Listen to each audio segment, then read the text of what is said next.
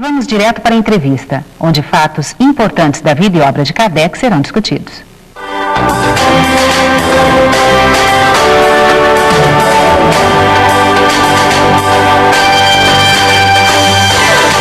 Estamos no mês de outubro e o Boa Nova na TV está conversando sobre o codificador Allan Kardec. E nós, para fazê-lo no dia de hoje, estamos trazendo aqui dois companheiros estudiosos da doutrina espírita que estão presentes assim na programação da Boa Nova. São eles o Alfredo Narras e o Luiz Armando.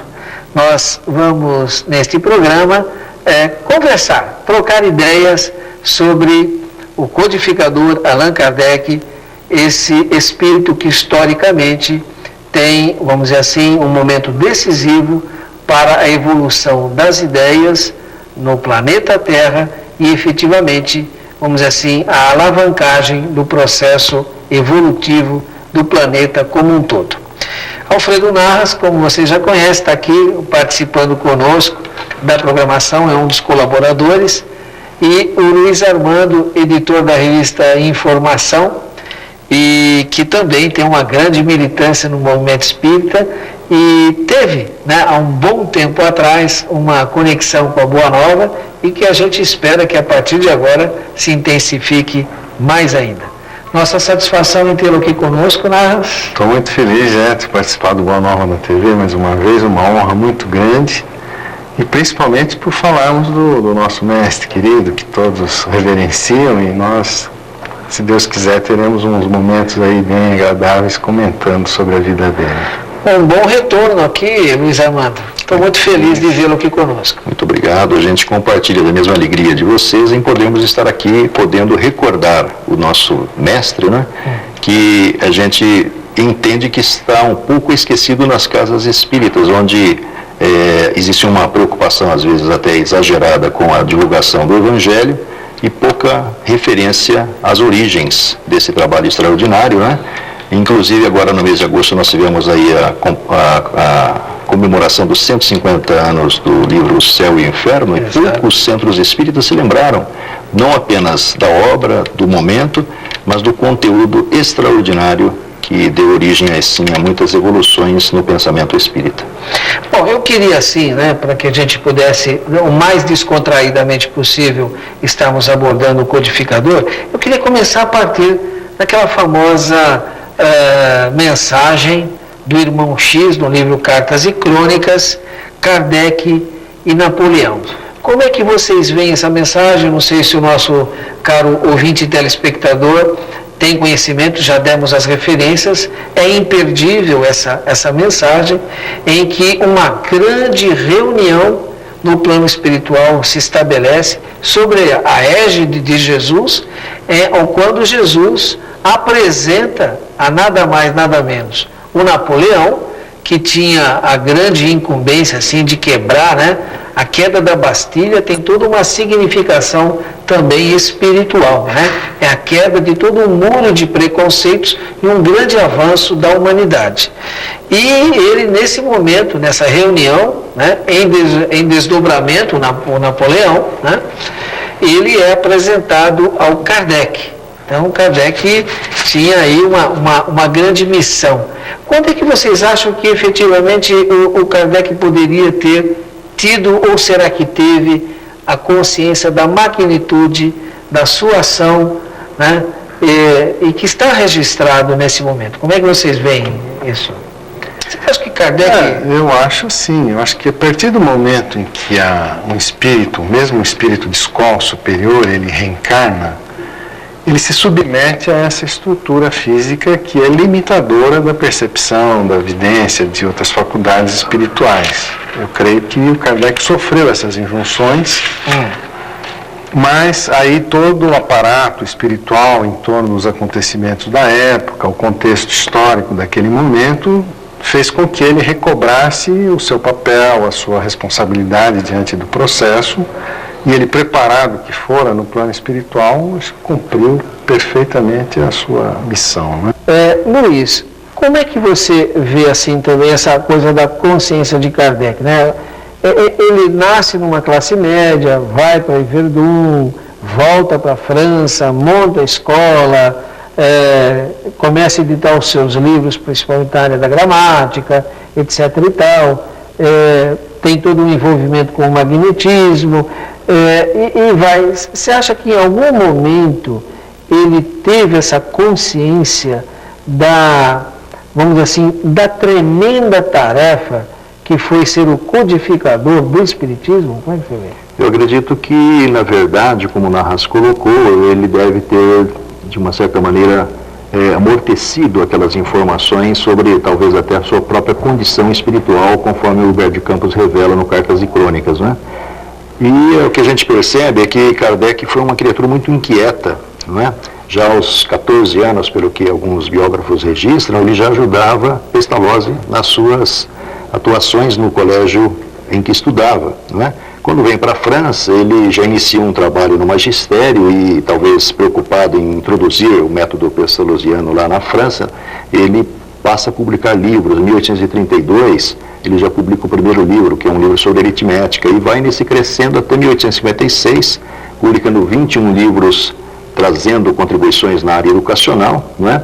Mas eu acredito que nessa área religiosa, com exceção da sua participação nos eventos ligados ao magnetismo mesmeriano, desde 1823 ou 1821, segundo alguns biógrafos, ele não tinha consciência daquilo que viria a acontecer, até porque revelações lhe foram feitas através da senhora Jaffé e de outros médiuns que o ajudaram na elaboração da codificação, e ele, não apenas pela modéstia que o caracterizava, pelos sofrimentos que já carregara àquela altura da sua existência, após mais de 50 anos de vida, ele, na verdade, custava acreditar que ele realmente tivesse aquele comprometimento de revolucionar o pensamento religioso da humanidade, né? Porque nos parece, inclusive, que quando ele recebe a revelação de que teria sido Allan Kardec, acho que é o Zéfiro, né?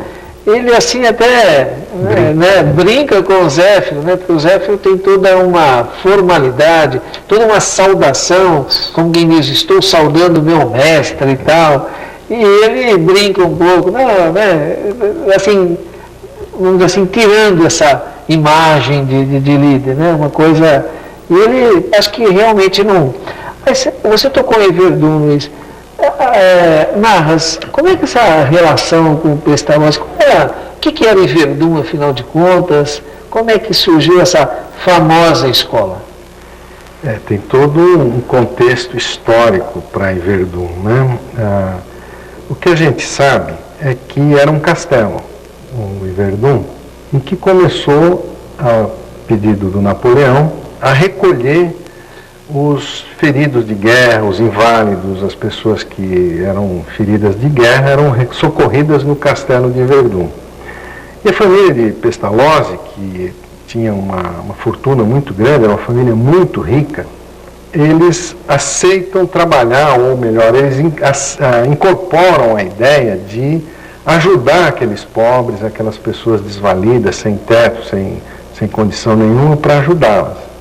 E o Pestalozzi, então, começa a trabalhar com crianças que não tinham nenhuma educação, era zero. E ele entra com um processo informal de educação e acaba criando um método de ensino que respeitava a liberdade individual das crianças, que favorecia a que elas mesmas se construíssem em termos educacionais, cada uma contribuía enriquecendo o conhecimento da outra e foi criando um método de conhecimento, de informação, que era baseado na troca de experiências e da liberdade individual. E se torna um método famoso, né? Essas pessoas eram acolhidas porque o Napoleão, vamos dizer, ele pegou a França já liberta da realeza francesa, que a Revolução Francesa destruiu. Mas o Napoleão queria libertar todos os países europeus do processo absolutista da realeza, então começou a combater, criar guerras com países vizinhos, etc., e foi incomodando todo mundo para derrubar a realeza na Europa. E essas guerras napoleônicas criaram muitos feridos, muita gente que foi, e muitos foram socorridos ali em Yverdun. Então havia uma sustentação, econômica. O Napoleão mandava verbas para manter Yverdun, né? Só que a escola se tornou famosa por causa do seu método de ensino. E nas escolas tradicionais, que tinham educação baseada nos princípios religiosos, a educação religiosa formal, era muito limitada. E a corte francesa começou a descobrir que o método em Verdun era muito mais enriquecedor de cultura, de conhecimento, do que o método tradicional baseado na religião. Então, muitas famílias da corte, né, começaram a mandar seus filhos para Verdun. Então isso perdurou, era uma escola mantida pelo governo, como se fosse uma escola de Estado, né, porque é o Napoleão que mantinha, o regime de Napoleão que mantinha. Então todo mundo ia estudar em Verdun, era a escola mais fantástica, mais importante da Europa na época do Napoleão. A família de Kardec, como o sonho de toda a família na Europa era mandar um filho estudar lá, a família de Kardec, que era católica, né, consegue, por meio de influências, de amigos, etc., colocar o Kardec, o Leon Hippolyte na época, né, para estudar em Verdun. E a escola de Verdun, Pestalozzi, era protestante. Nesse contexto é que começam os conflitos de Kardec que o levariam depois a compor a doutrina, porque ele começa a entrar, não entender a formação católica dele, rígida, tradicional, com o método protestante, que era mais liberal. Então ali é que ele começa a questionar os aspectos religiosos. Em 1825, quando Napoleão realmente cai, o sistema dele é derrotado completamente em Waterloo, a França deixa de mandar verbas para Verdun, a escola não tem mais como se manter, ela é fechada, então Kardec vem para Paris. E vem pobre, ele não veio com nada. Foi dar aula particular para se manter, fundou uma escolinha, o Liceu das Artes, e começou a ministrar o método Pestalozzi, foi ganhando experiência, ganhando fama, e daí ele começou a crescer. E é com base no conhecimento dele de Verdun, do sistema aprendido com o Pestalozzi, que ele começa a rever a gramática francesa, ele faz uma cartilha para aritmética, né, que o Luiz está comentando. Então, todo um aspecto de trabalho, de melhoria das condições de ensino em Paris, o Kardec começa a trabalhar nesse sentido. Tá certo. Luiz, como é que é o envolvimento do Kardec com o magnetismo? Então, segundo existem muito poucas referências, né? Inclusive, recentemente, agora no Congresso de Medicina que aconteceu aqui no Anhembi, a La Chatre do Rio de Janeiro, do nosso irmão Hermínio Miranda, publicou um livro sobre Mesmer. Porque Mesmer, poucas referências existem sobre os métodos utilizados por ele, que foram métodos abominados pelas escolas de medicina da Alemanha, fazendo com que Mesmer migrasse, exilasse em Paris, né, onde o método praticamente ganhou assim, uma adesão muito grande, né. Segundo alguns biógrafos, Kardec, a partir de 1821 ou 23, teria iniciado estudos no campo do magnetismo. Segundo Anna Blackwell, que é uma biógrafa de Kardec, que fez a introdução ou a apresentação do Livro dos Espíritos, publicado na Inglaterra. Lá ela faz referências ao envolvimento de Kardec com o mesmerismo. E realmente a gente vê até pelos relatos do próprio Kardec lá no Obras Póstumas, naquele pequeno diário que ele acrescenta, que acrescentam, né, porque o Obras Póstumas é uma publicação 9 anos depois da desencarnação de Kardec, né? Kardec faz referências à forma como ele, na verdade, tomou conhecimento da fenomenologia, né? Que foi através de um grande amigo, o Sr. Fortier, cujas sessões de magnetismo ele frequentava. Ele tinha uma médium chamada, uma sonâmbula, né? Não era médium, uma sonâmbula chamada Roger, que foram, de uma certa maneira, também os introdutores de Kardec na fenomenologia, que culminaria nas pesquisas, nas análises, na metodologia utilizada por ele, segundo ele disse, desde a sua adolescência, nunca estabelecendo nenhum preconceito em relação a nada e desenvolvendo análises comparativas, refundindo ideias para chegar ao resultado do Livro dos Espíritos, que não foi um livro organizado e recebido assim prontinho como ele se nos apresenta. Na verdade, eles são várias perguntas, né? Foi construído várias perguntas formuladas a Kardec dentro de sessões praticamente particulares, porque, segundo ele conta, e segundo o Dr. Canuto de Abreu também coloca no livro já citado há pouco, as reuniões eram utilizadas assim para motivos frívolos, as pessoas queriam saber, acho que, se ia casar, qual o número ia dar na loteria, né? Que aliás, infelizmente, é a preocupação de muitas pessoas ainda imaturas espiritualmente, né? E o Kardec propôs a transformação daquelas reuniões em alguma coisa mais séria. Sim. E segundo relata o Dr. Canuto, ele teria proposto ao espírito trazer as perguntas antecipadamente para que os espíritos formulassem as respostas. E o instrutor espiritual que ali estava disse que não era necessário, ele podia trazer as perguntas que as respostas sairiam na hora.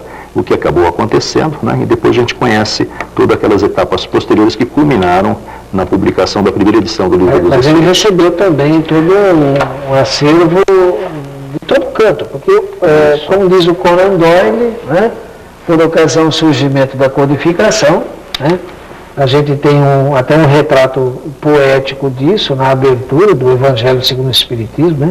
As legiões que se movimentam. Os Espíritos do Senhor, como um grande exército, espalham-se sobre a toda a terra para colocar de maneira clara o que estava obscuro. É lindo isso, né? Eu vibro. E aquilo, evidentemente, invadiu o mundo, né? E as contribuições vieram de todo canto, não é isso, Narra? É uma coisa aqui que eu acho que a gente precisa ponderar. O Kardec, ele quando chega na França e está ali, ele já era um cético, ele não acreditava mais em religião nenhuma. Ele não era nem católico nem protestante.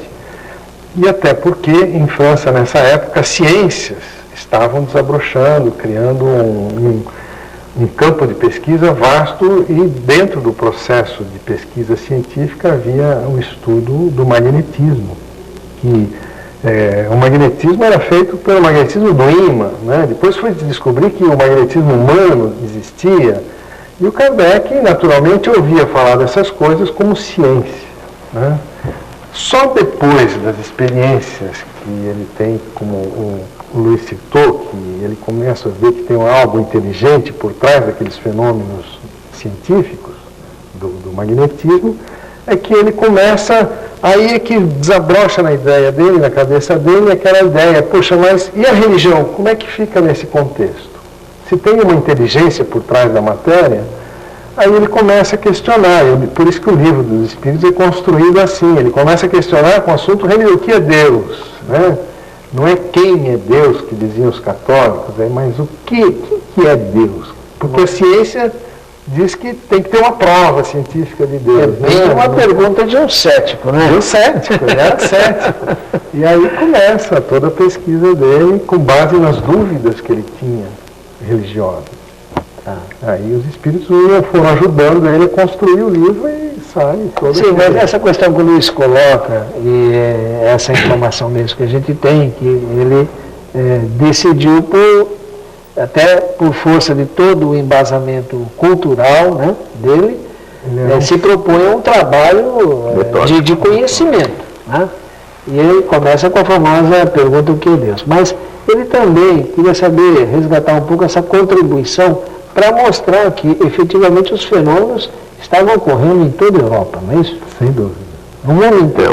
Muitas mensagens que o Kardec recebeu vieram da Holanda, vieram de Portugal, vieram da Espanha, vieram da Alemanha, da Suíça, muitas mensagens, aliás, respondendo perguntas que o Kardec fazia para médiuns dessas regiões, eles mandavam respostas e ele via concordância nas respostas, e aí ele redigiu o Livro dos Espíritos com base no consenso das respostas. Não, eu ia dizer apenas que os fenômenos, né, que deram origem aí às pesquisas de Kardec, eles já aconteciam há mais tempo do que aquele momento em que o Kardec passou a se interessar por eles. O próprio Kardec, na introdução do Livro dos Espíritos, ele nos conta que desde 1849, e contrariamente ao que se apregoa, né, na verdade, o Espiritismo não é decorrência daquilo que aconteceu em Hydesville. Na verdade, aquilo foi apenas um dos fenômenos entre os vários que aconteceram mais ou menos na mesma época, né? Existem, inclusive, registros de livros, textos já recebidos mediunicamente, conforme se passou a saber depois, na Alemanha, muito tempo antes do próprio Livro dos Espíritos, né? Então, o Kardec, ele passa a se interessar pelos fenômenos, mas ele conta lá na introdução do Livro dos Espíritos que em 1849, um entusiasta desses fenômenos, né, já se comunicava com os espíritos. Em 1853, precisamente no dia 10 de junho de 1853, ele recebeu uma instrução de um espírito para que fixasse um lápis na ponta de uma cesta de bico, né? Colocasse a mão sobre ela e, surpreendentemente, a cesta começou a se movimentar e trouxe uma instrução para que ele não revelasse aquele método para ninguém, né? E futuramente a gente foi ver que a evolução das pesquisas mostraram que, na verdade, daí foi um passo para outros fenômenos que culminaram na psicografia, que é o método mais ágil, mais prático para se receber as instruções dos espíritos, né? Até que vem os aparelhos aí, né? Quem sabe. Televisão, rádio, etc. Nós estamos conversando, né, sobre aspectos, né, em que envolvem o codificador Allan Kardec. Nós estamos comemorando mais um ano, no mês de outubro, de seu nascimento. E estamos nos aproveitando aqui da ampla pesquisa que esses companheiros têm realizado ao longo de suas vidas em torno do codificador e do próprio surgimento da codificação. Temos outros aspectos muito interessantes. Reunimos aqui hoje na nossa entrevista Alfredo Narras e Luiz Armando, e a partir de toda uma pesquisa que esses companheiros têm em torno do codificador e do espiritismo, estamos batendo um papo aqui, aproveitando o mês de outubro e mais um aniversário de Kardec. Luiz, queria que você falasse um pouquinho do lançamento do primeiro livro dos Espíritos, né? Nós ainda não esclarecemos, ele teve todo vamos dizer assim, ele não saiu completo e, inclusive, ele precisou bancar isso daí, né? Segundo... Você tocou no ponto, mas nós não esclarecemos esse detalhe, né? Segundo informações, realmente haviam poucas pessoas dispostas a contribuir para a publicação do livro, que, aliás, foi até bom porque foi assim, interessante, porque a obra se tornou isenta de qualquer influência, assim como aconteceria posteriormente com a publicação da Revista Espírita, né, que o Kardec a princípio procurou lá um mecenas, mas aí ele não se interessou, e o Kardec, com recursos próprios, a partir de 1º de janeiro de 58, começa a publicar a Revista Espírita, e depois ele mesmo conclui num comentário que faz na revista que foi a melhor coisa que aconteceu, porque ninguém, na realidade, podia interferir no conteúdo daquele trabalho. Mas, segundo registros, ele, na verdade, procurou, depois dos resultados obtidos ao longo dos anos de pesquisa, né, refundindo ideias, pensamentos, a partir de mensagens obtidas não apenas na Sociedade Espírita de Paris. Desculpa, agora eu que tenho que voltar atrás. Não, pode falar. Eu confundi porque a sociedade foi fundada posteriormente. Mas tudo bem. Na verdade, as reuniões eram reuniões íntimas, né, que aconteciam a princípio na casa da família Baudin, e depois ele passa a contar também com a senhora Jaffé. Ele traz algumas informações reveladoras, inclusive, a respeito do seu papel no campo da evolução das ideias religiosas, né? E o que acontece é que a senhora Jaffé também seria utilizada na revisão de todo aquele conteúdo obtido até então e trabalhado por ele. Segundo a orientação dos próprios espíritos, ele deveria submeter a ela essas perguntas e respostas e talvez fazer os devidos reparos, as devidas alterações, né? Então ele procura um livreiro, que é o Sr. Dantu, no início de 1857, e ele, sensibilizado diante da contribuição de Kardec, ele já conhecia pelos outros trabalhos no campo da educação, ele se propõe realmente a publicar o livro. Kardec pagaria as despesas necessárias e ele encaminha esse livro para uma tipografia situada a poucos quilômetros de Paris. E o dono dessa tipografia desencarna em meio às revisões do trabalho. E aí Kardec percebe que realmente a coisa não evoluía. Ele procura a viúva desse personagem, que ouve de Kardec as ideias e propostas que ali estavam contidas, recebe um original para avaliação, ela fica muito confortada com o conteúdo, porque tinha perdido o marido, e expede lá uma determinação para os seus filhos para que, de maneira urgente, fizessem publicar aquele livro. E 4 meses se passam, né? Praticamente, e em 18 de abril, um sábado, pela manhã, chega a Paris os primeiros exemplares dos 2.000 exemplares do Livro dos Espíritos, que a essa altura era constituído apenas de 3 partes, abrangendo 501 perguntas e respostas. Havia uma abordagem sobre a doutrina espírita, que é, na verdade, essa que hoje conhecemos como a intervenção dos espíritos no mundo corporal, uma segunda abordagem sobre as leis morais e uma terceira abordagem sobre as esperanças e consolações. Segundo o Dr. Canuto de Abreu, ele diz que a obra tinha uma característica muito interessante, porque além das perguntas e respostas, havia uma coluna onde Kardec apresentava determinadas considerações, determinados apartes, né? E a versão definitiva, ela na verdade só surgiria no ano de 1860, abrangendo então as 1019 ou 1018 perguntas que nós conhecemos hoje, mais uma introdução, mais a conclusão, né? Que é a versão que acabou se popularizando. Mas a gente vê aí já todo um compromisso do Kardec, né? Efetivamente aí essa coisa de bancar, de ir atrás, de perseguir, eu acho que aí ele já tinha consciência do conteúdo assim revolucionário. Revolucionário. Agora, no bloco anterior, nós comentamos também essa coisa histórica e de toda uma preparação de ideias, começamos o programa falando aí da missão de Napoleão de quebrar barreiras para o surgimento da ideia espírita.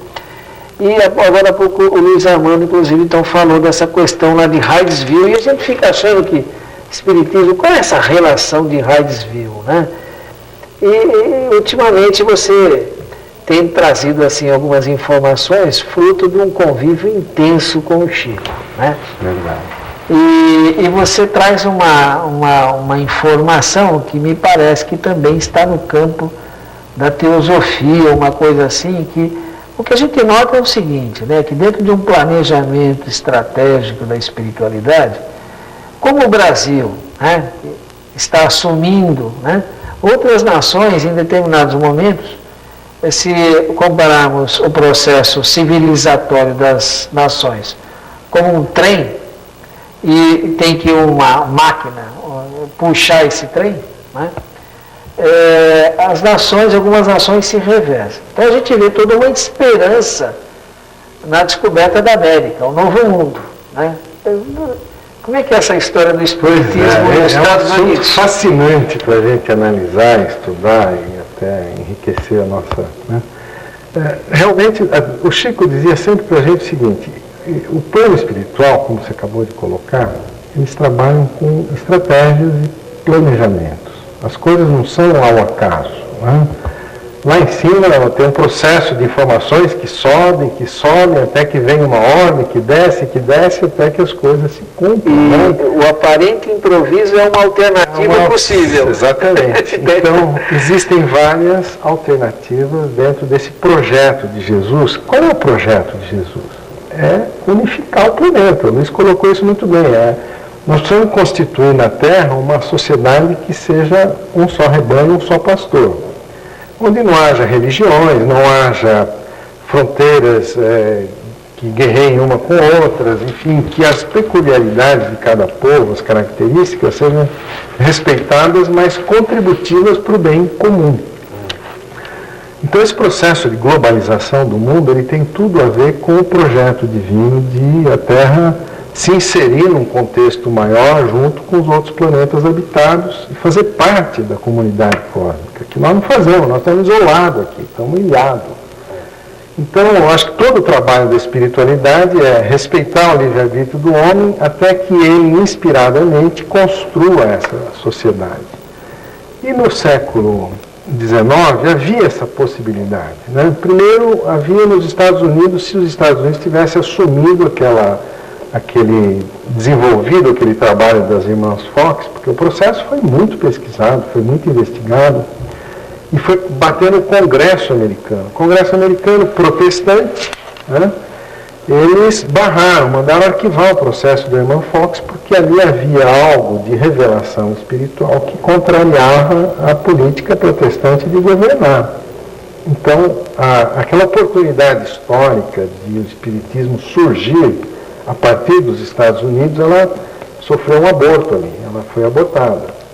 E aí então que o plano espiritual passa o processo para a Europa, onde estava o Napoleão, é aí que surge aquela mensagem do irmão X, que é extremamente esclarecedoras, porque primeiro mostra que Jesus convoca Napoleão e Kardec para cumprirem trabalhos importantes, os dois dentro de atividades diferentes, mas dentro do mesmo projeto.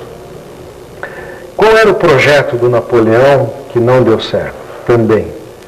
O projeto de Napoleão era o seguinte, era derrubar as monarquias, né, que já tinham sido derrubadas na França em 1804, a Revolução foi em 1792. Ele era compor uma república que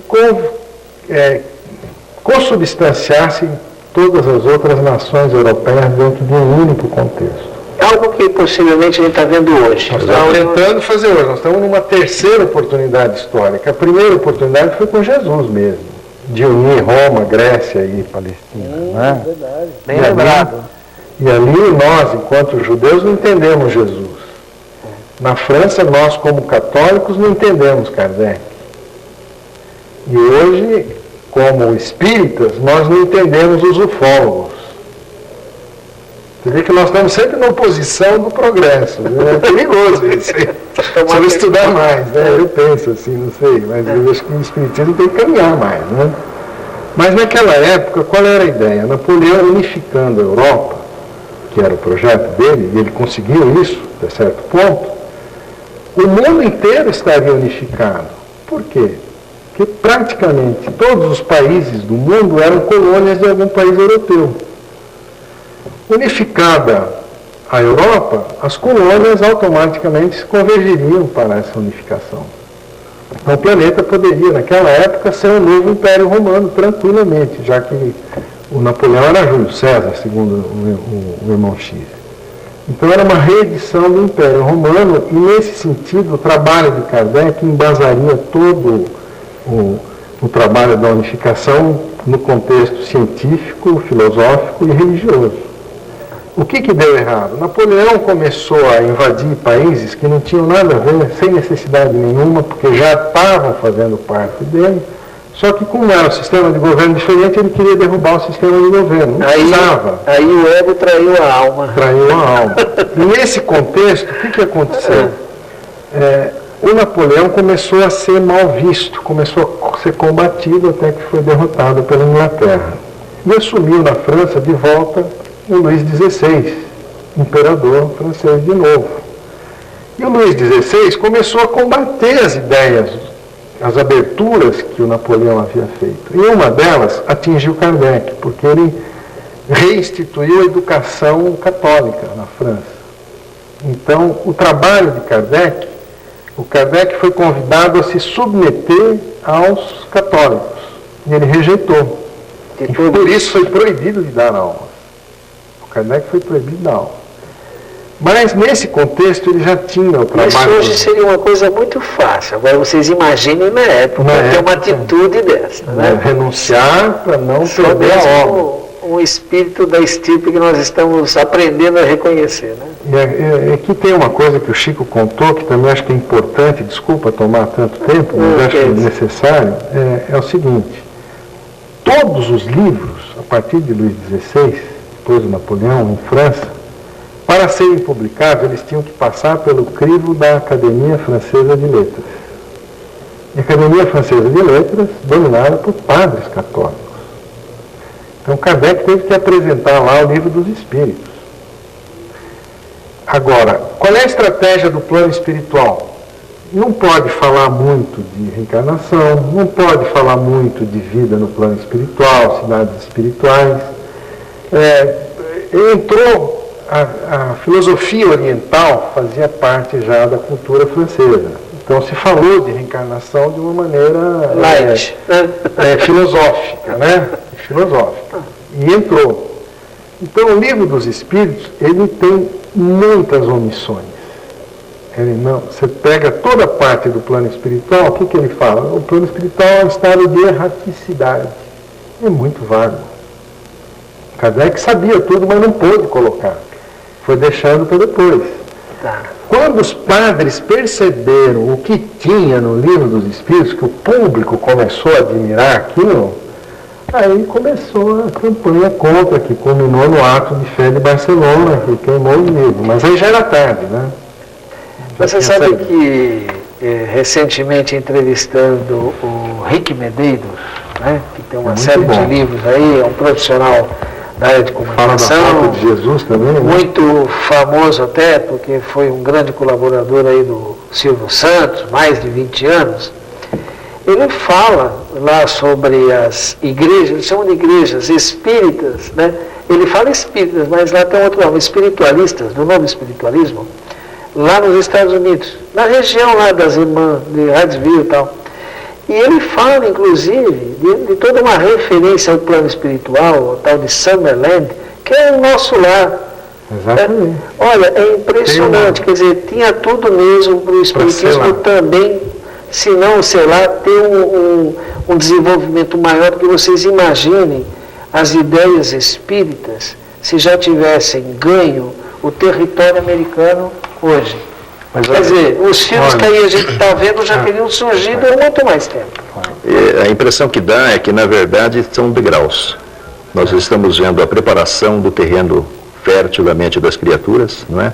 O Espírito Emmanuel, no livro O Consolador, tem uma afirmação muito curiosa, também pouco percebida. Ele diz que o Espiritismo não veio ao mundo para substituir nenhuma religião, mas para trabalhar por transformá-las, elevando-as das suas concepções relativas para o clarão da verdade mortalista.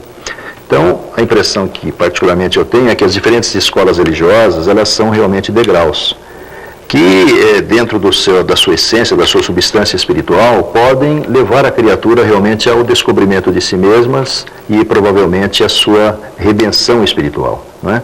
Mas, se isso não acontecer, todas as diferentes religiões, elas estão convergindo justamente para essa abertura que o Espiritismo implicitamente está disseminando dentro delas, né? A gente vê dentro dos movimentos tradicionais aí muitas ideias espíritas já admitidas e aceitas, não é? Dentro de determinadas escolas religiosas na área do evangelismo, por exemplo, nós temos práticas mediúnicas, onde depois do batismo da água, a pessoa recebe o batismo do fogo e ela está apta a receber o Espírito Santo, que é um espírito comunicante, não é? Então, eu acredito que essas criaturas mercantilistas, até certo ponto, sem querer ajudar, mas nos Estados Unidos é tudo movido a dinheiro, não é? Provavelmente estejam sendo preparadas para, quando o Espiritismo chegar lá, e acreditamos que isso caminha a passos largos, né? Porque a gente está vendo um trabalho assim muito bem conduzido e orquestrado pela comissão, pelo Comitê Espírita Internacional, sob a coordenação do nosso querido irmão Nestor Mazotti, não é? A tradução dos livros de André Luiz, por exemplo, diferentes idiomas, tentando vencer as diferentes barreiras dos diferentes dialetos regionais, não é? É uma iniciativa, assim, louvável e que, com certeza, reflete, como disse o nosso irmão, o pensamento da espiritualidade, que, de uma certa maneira, vai trabalhando progressiva e acertadamente no nosso lado, né? Bom, nós temos mais um intervalo e já retornamos com vocês. Boa Nova na TV está conversando sobre Kardec que estou fazendo com Alfredo Narras e Luiz Armando. Bom, no bloco anterior, você fez toda uma exposição, toda uma argumentação, Narras, e você falou muitas vezes de uma situação de que nós espíritas, às vezes, estamos na contramão de alguns processos. E você citou aí a questão ufológica.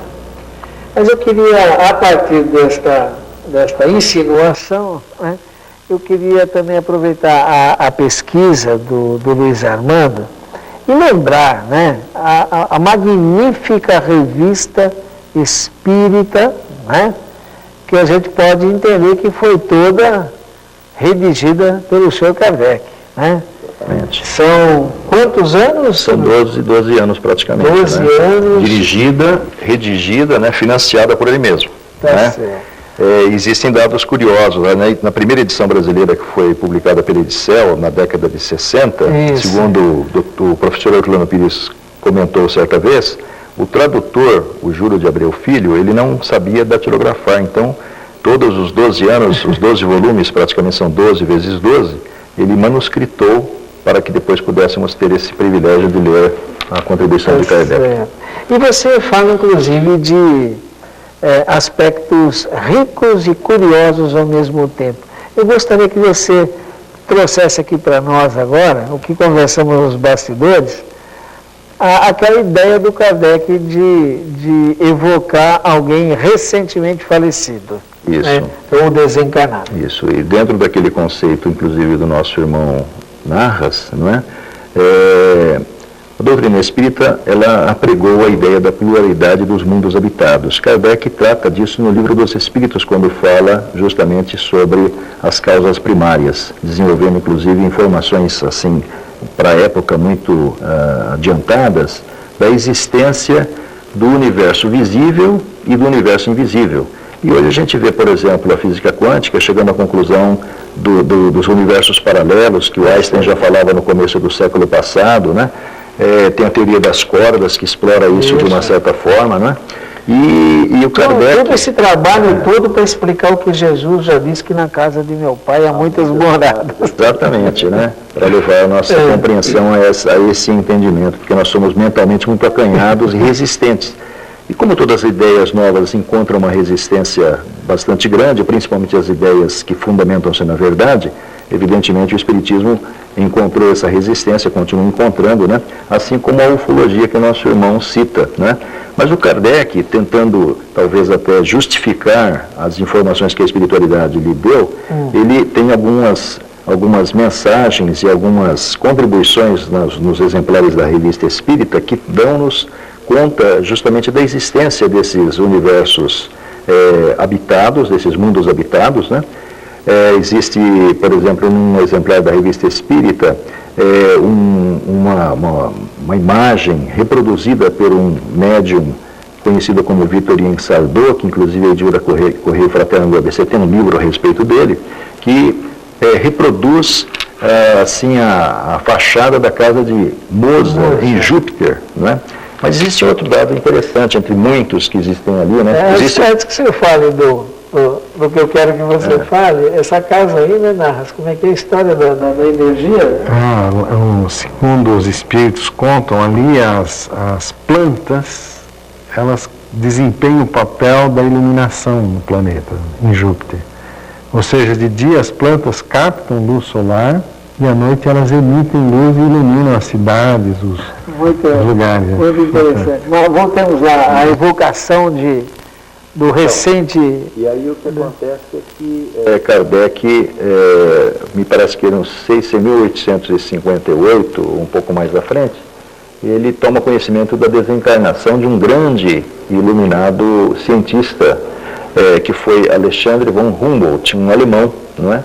Que inclusive esteve presente aqui nas terras brasileiras durante 5 anos, com recursos próprios, fez uma pesquisa assim a respeito da flora e da fauna brasileira e cunhou aquele neologismo a respeito do Brasil ser o celeiro do mundo, não é? E o Humboldt tinha desencarnado apenas há 9 dias. E o Kardec consulta São Luís, que era o dirigente dos trabalhos naquela noite na Sociedade Espírita de Paris, se poderia evocá-lo. E obtém a anuência de São Luís, e daí a alguns instantes comparece o espírito de von Humboldt, né, que ainda um pouco aturdido, um pouco assim perturbado com a desencarnação, segundo comenta Kardec, traz informações muito interessantes. Uma das quais ele, na verdade, era oriundo de um planeta desconhecido dentro do nosso sistema àquela altura do campeonato, né? E seria um intruso, quer dizer, intruso entre aspas, né? Deduzir que tanto pode ser no universo material como no universo invisível, né? Porque os dois existem, tanto é que nosso lar está aí, Alvorada Nova e muitas outras colônias espirituais estão espalhadas por aí, não é? E aí o que o Humboldt fala é que ele havia se candidatado junto a outros espíritos para vir desempenhar aquela missão aqui na Terra, porque além dessa contribuição que a gente citou há pouco, ele foi o responsável pelo mapeamento do próprio planeta, definindo os contornos dos continentes, porque não existiam aviões, não existiam grandes... Ele, na realidade, conseguiu fazer esse desenho, evidentemente devia ser um espírito muito avançado, e trazia esse conhecimento interiorizado nele mesmo para poder desempenhar esse papel. E ele candidatou-se entre outros espíritos. Candidatou-se. Exatamente. Foi escolhido para vir para cá, né, numa demonstração que existe realmente uma interação entre as diferentes dimensões, né, entre os diferentes mundos, dentro daquele programa que o Narra já citou há pouco, né, que a espiritualidade cumpre aqui na Terra. e deu mais algumas informações a respeito das construções, do tipo de habitação, tipo de vida que esse planeta ostentava àquela altura, né? E existem outros relatos interessantes, né? E a respeito desse problema dos outros mundos habitados, né?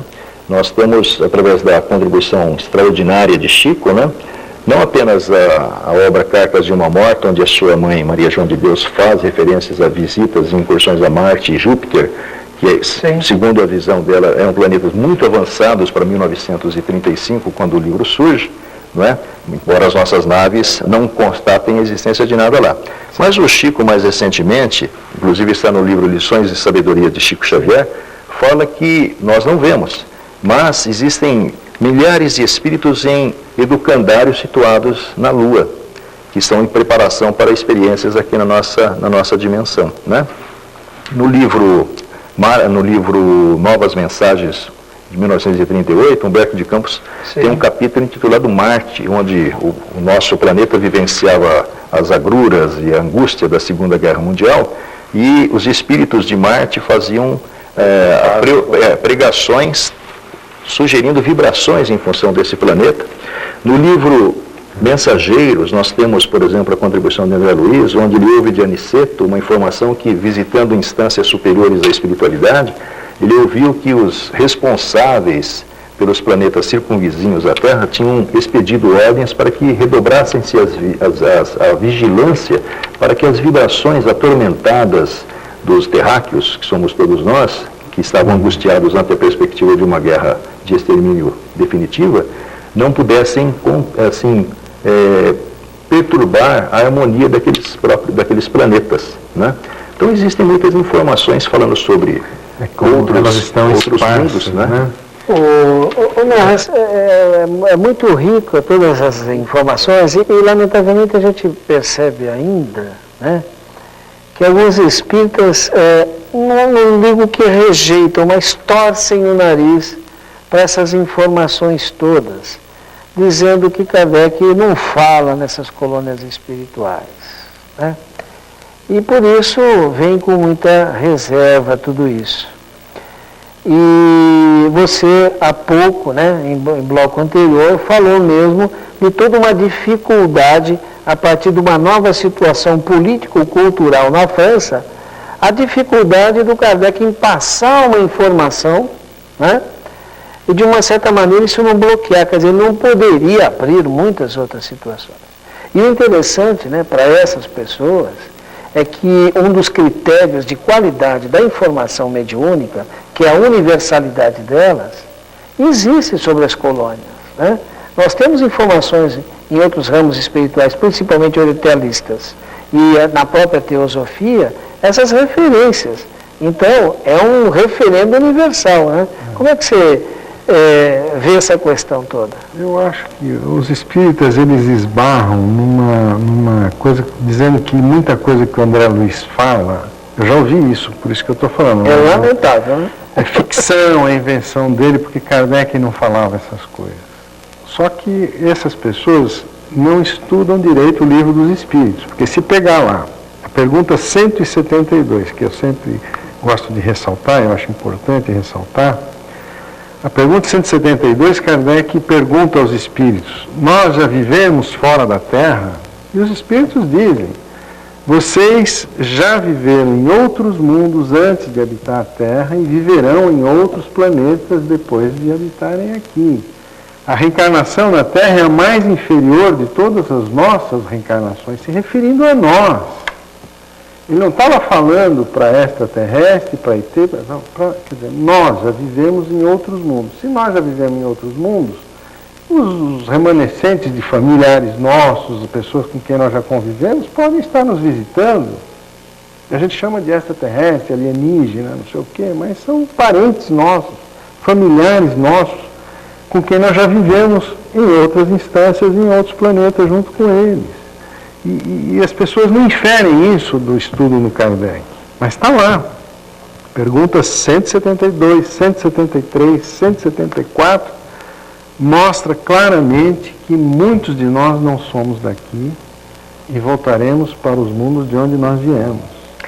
Bom, nós estamos aqui homenageando o Kardec e eu sempre tenho repetido que para mim foi uma grande, belíssima surpresa perceber um Kardec profético, e a gente percebe-o na Gênese, quando nós temos lá momentos naquele livro que parece que ele, né, puxou assim uma luneta para o futuro e constatou o momento que estamos vivendo, né, um grande momento de embate das ideias. Gostaria que vocês, assim, para a gente ir já fechando nossa entrevista de hoje, pudesse cada um de vocês agora, a partir, vamos dizer assim, da própria Gênese, falar desse espírito que nós estamos discutindo, assim, né?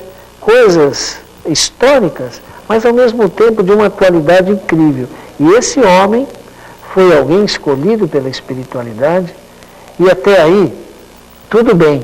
A exemplo do Humboldt, é possível até que existissem outros candidatos. Mas o detalhe importante é cumprir a missão. E isso ele o fez até o último minuto, e ele desencarnou cumprindo essa missão, né? Que desencarnou em trabalho, né? Gostaria então que, primeiramente você... Então, nós não podemos nos esquecer nesse momento, lembrar também da contribuição atualíssima do Livro dos Médiuns, de 1861, sim. Do Evangelho, que faz esse prognóstico a respeito dos Espíritos do Senhor estarem se disseminando para colocar de maneira clara o que estava obscuro.